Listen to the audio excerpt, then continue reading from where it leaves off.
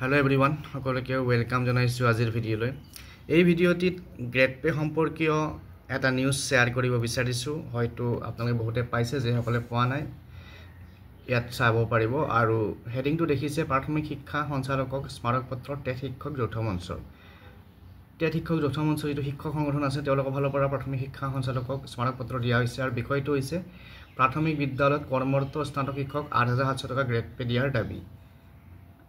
বাকিখিনি বাতৰিটোত কি আছে আমি সম্পূৰ্ণকৈ পঢ়িম। ভিডিঅ'টো সকলোকে চাই থাকিব আৰু যিসকলে চেনেলটো নতুনকৈ আহিছে সাবস্ক্ৰাইব কৰি ল'ব। প্ৰাথমিক বিদ্যালয়ত কৰ্মৰত স্নাতক শিক্ষকসকলৰ গ্ৰেড পে ৮৭০০ টকা প্ৰদানৰ দাবীৰে প্ৰাথমিক শিক্ষা সঞ্চালকক স্মাৰক পত্ৰ প্ৰদান কৰিছে সদৌ অসম টেট শিক্ষক যৌথ মঞ্চই। আৰু মঞ্চৰ সাধাৰণ সম্পাদক নিৰ্মল বৰুৱা, কাৰ্যকৰী সভাপতি বিশ্বজিৎ ৰয়, সভাপতি বিনোদ বড়ো স্বাক্ষৰিত স্মাৰক পত্ৰখনত উল্লেখ কৰা হয় যে ২০০৬ চনৰ পৰা আৰপি মতেই স্নাতক শিক্ষকসকলে ২৭০০ টকা গ্ৰেড পে পাই আহিছে, কিন্তু ২০১৬ চনত সেই গ্ৰেড পে ৮৭০০ হয় আৰু প্ৰায় ১৭ মাহ সেই হাৰত গ্ৰেড পে পোৱাৰ পিছত আশ্চৰ্যজনকভাৱে এই প্ৰাপ্য কৰ্তন কৰা হ'ল।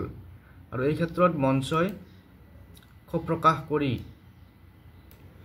প্ৰকাশ কৰি পুনৰ এই গ্ৰেড পে উভতাই দিয়াৰ বা পুনৰ এই প্ৰাপ্য প্ৰদান কৰিবলৈ বিভাগক অনুৰোধ জনায় আৰু স্মাৰক পত্ৰত বিশেষ প্ৰক্ৰিয়াৰে নিযুক্তিপ্ৰাপ্ত শিক্ষকসকলৰ গ্ৰেচুইটি আৰু আৰ্জিত ছুটিৰ ধন মোকলাই দিয়া, সৰ্বশিক্ষাত কৰ্মৰত অৱস্থাৰ ১৮ মাহৰ বকেয়া ধন মোকলাই দিয়া দাবী ইত্যাদি দাবীও উল্লেখ কৰা হয়। আৰু উল্লেখযোগ্য যে টেট শিক্ষক যৌথ মঞ্চৰ কাৰ্যকৰী সভাপতি বিশ্বজিৎ ৰয়, ৰাজ্যিক সদস্য প্ৰাণজিৎ বৰুৱা, সদৌ অসম প্ৰাথমিক শিক্ষক সন্থাৰ সম্পাদক দেৱিকা দেৱী, কাৰ্যকৰী সভাপতি ৰুবুল কলিতা, সদস্য ৰীতা চেতিয়া, যাদৱ বৰ্মন, উপদেষ্টা খাইৰুল আমিন স্মাৰক পত্ৰ কাৰ্যসূচীত উপস্থিত থাকে। গতিকে এই যিটো দাবী, এই দাবীটো নিশ্চয় গুৰুত্বপূৰ্ণ। আশা কৰিছোঁ চৰকাৰে এই যিটো ৮৭০০ টকাৰ গ্ৰেড পে যিটো ইছ্যু হৈ আছে প্ৰাথমিক শিক্ষকসকলৰ ক্ষেত্ৰত, আশা কৰিছোঁ খুব সোনকালে সমাধান হ'ব আৰু যিখিনি দাবী উত্থাপন কৰি পেলাই এই স্মাৰক পত্ৰ প্ৰদান কৰা হৈছে সেই দাবী যেন পূৰণ হয়।